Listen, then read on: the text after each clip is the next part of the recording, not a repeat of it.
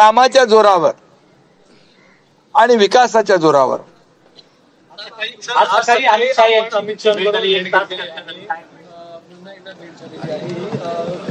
Sir याला जोडून आणखी प्रश्न भरत शेठ पुन्हा मी एकच सांगतो, केंद्रीय गृहमंत्री सहकार मंत्री अमित शाह साहेब हे आमच्या एनडीएचे आणि महायुतीचे नेते आहेत.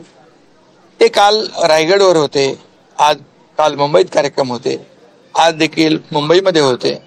त्यांची सदिच्छा भेट घेणं याच्यामध्ये काय राजकारण, काय याच्यामध्ये कुठलंही राजकीय विषयच असला पाहिजे असं काही नाहीये.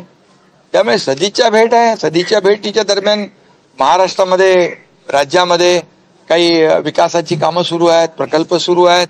केंद्र आम्हाला मदत करते. आदरणीय प्रधानमंत्री मोदीजी आपल्या सरकारच्या मागे उभे आहेत, गृहमंत्री उभे आहेत. त्यामुळे हे काही असं विशेष काय तुम्हाला वाटण्याची म्हणजे कुणालाही आवश्यकता नाही.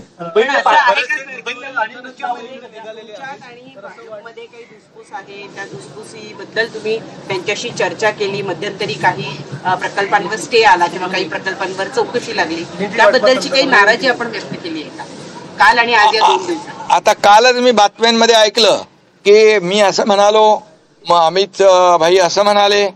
तुम्हीच सगळं चालवताय. धुसफूस नाही, खुशखुश आहे, काही धुसफूस नाही. दादा पण म्हणाले आणि आम्ही काम करणारे लोक आहोत. काम करणारे लोक तक्रारीचं रडगाणं गात नाहीत. आम्ही रडणारे नाही, लढणारे आहोत. असेल काही ते बसून चर्चेतून सगळं सुटणार. रायगडच्या संदर्भात काही सगळं होईल, सगळ्या गोष्टी सुटतील. थेट मुंबईला यायला निघाले, सर्व नियोजित कार्यक्रम रद्द करून आपली त्याच्यावर चर्चा पालक. अरे मुंबईला आमचं काम तुम्ही फार म्हणजे आमच्या मनामध्ये काय, भरत गोगावलेच्या मनामध्ये काय, कोणाच्या मनामध्ये काय ते तुम्ही बातम्याद्वारे चालवता. अरे तुम्ही हे चालवा ना. आता हे नवीन नवीन प्रवेश होत आहेत, विकास होतोय, चाललंय सगळं कालचं, हे सगळं चालवा. मोर्चा काढणार आहे कारण टँकर चालकांचा संप, टँकर असोसिएशन, आणि त्यावरून तोडगा नाही निघाला. आता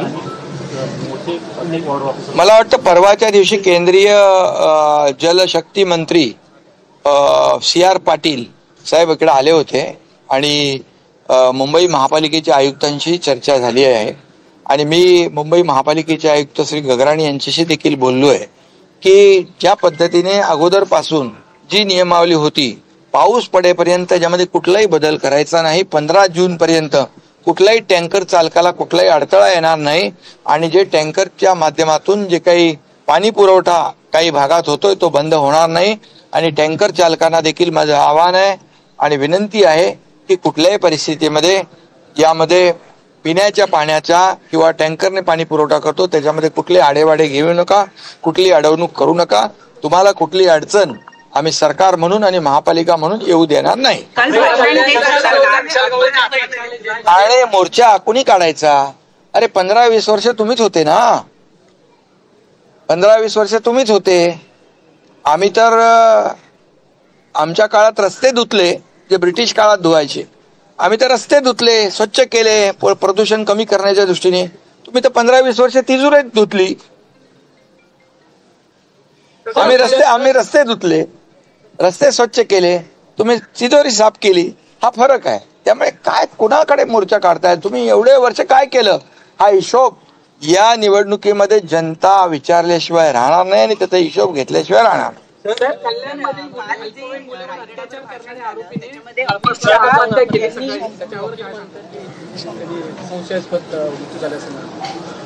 आता त्याच्या बाबतीमध्ये पोस्टमार्टम होईल, त्याच्यात रिपोर्ट येईल आणि त्याच्यामध्ये दूध का दूध पाणी का पाणी होईल.